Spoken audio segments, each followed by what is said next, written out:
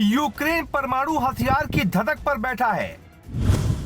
अगर भारत ना हो तो फिर मिट जाएगा यूक्रेन। भारत का तिरंगा बन गया है यूक्रेन का कवच।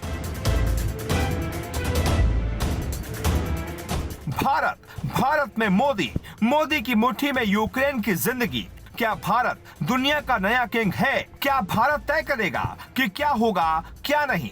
ये रिपोर्ट देखकर कितनों की आंखें खुलने वाली हैं, कितनों का गला सूखने वाला है। अगर आपको राष्ट्र पर गर्व नहीं है तो आप अभी ये रिपोर्ट देखना बंद कर दें। यूक्रेन को तबाह कर रूस दुनिया का सुपर पावर बनना चाहता है, लेकिन भारत रूस को ऐसा नहीं करने देगा। रूस यूक्रेन का नक्शा मिटाना चाहता है, लेकिन भारत ने रूस के हाथ पांव बांध रखे हैं। भारत का तिरंगा रूस के सामने दीवार बनकर खड़ा है। रूस को सनक है कि वो सुपर पावर बने। भारत चाहता है कि वो विश्व गुरु बनने के लिए पहला कदम चले। अमेरिका डरा हुआ है और यूक्रेन घिरा हुआ है। इसमें सबका अपना अपना फायदा है। यूक्रेन को तबाह कर रूस दुनिया का सुपर पावर बनना चाहता है, लेकिन भारत रूस को ऐसा नहीं करने देगा। रूस यूक्रेन का नक्शा मिटाना चाहता है, लेकिन भारत ने रूस के हाथ पांव बांध रखे हैं। भारत का तिरंगा रूस के सामने दीवार बनकर खड़ा है। हम अगले कुछ सेकंड में आपको बताते हैं क्यों रूस के सामने भारत दीवार बनकर खड़ा है। यूक्रेन ने भारत से मदद मांगी और अब रूस युद्ध को बढ़ाता है तो मोदी की इमेज खराब होगी। यूक्रेन ने भारत को बीच में लाकर मास्टर स्ट्रोक खेल दिया है। यूक्रेन ने रूस के हाथ पांव पूरी तरह से बांध दिए हैं। अगर यूक्रेन पर रूस कुछ भी करता है तो मोदी की इमेज दुनिया में कमजोर नेता की कही जाएगी। कूटनीतिक तौर पर भारत यूक्रेन को बचाकर अपनी छवि विश्व गुरु वाली बनाने में सफल होगा।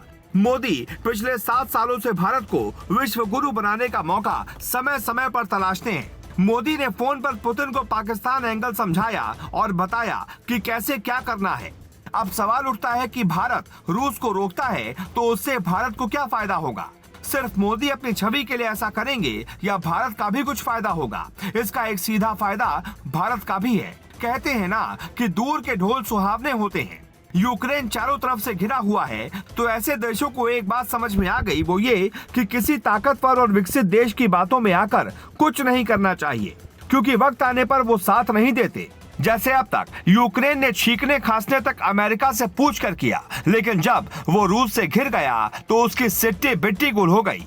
ऐसे भी भारत इस लड़ाई को रोककर नेपाल, भूटान, श्रीलंका, पाकिस्तान, बांग्लादेश और अफगानिस्तान को एक संदेश देगा। ये वो देश हैं जिन पर चाइना की नजर है। श्रीलंका, पाकिस्तान, भूटान और नेपाल की मदद से चीन भारत को घेरना चाहता है। अमेरिका रूस के सामने घुटने टेक चुका है, रूस की धमकी का जवाब नहीं दिया। इसका साफ संदेश है कि अब अमेरिका बहुत वक्त तक सुपर पावर नहीं रहने वाला। व्लादिमीर पुतिन की धमक दुनिया भर में बन रही है। मोदी और व्लादिमीर पुतिन की पॉलिटिकल स्टाइल लगभग एक सी है। रूस में पुतिन ने राष्ट्रभक्ति जगाई तो भारत में मोदी ने राष्ट्रवाद का नारा छेड़ा। राष्ट्रवाद के नारे से भारत को फायदा हुआ, ठीक ऐसा ही फायदा रूस को भी हुआ है। इसीलिए भारत और रूस के रिश्ते अलग हैं, पुतिन और मोदी के रिश्ते अलग हैं। मोदी की बात रूस नहीं टाल सकता और यूक्रेन बच सकता है। अब हम आपको कुछ ऐसा बताने जा रहे हैं जो आपको सुनना चाहिए। पुतिन का पूरा प्लान है तबाही मचा दे, उससे उनको फायदा होगा। पुतिन को दुनिया के जानकार सनकी नेता भी मानते हैं। पुतिन कभी भी बड़ा नेता बनने के लिए ऐसा कदम उठा सकते हैं जिससे सिर्फ यूक्रेन को नुकसान नहीं होगा, भारत को भी होगा और सबको होगा।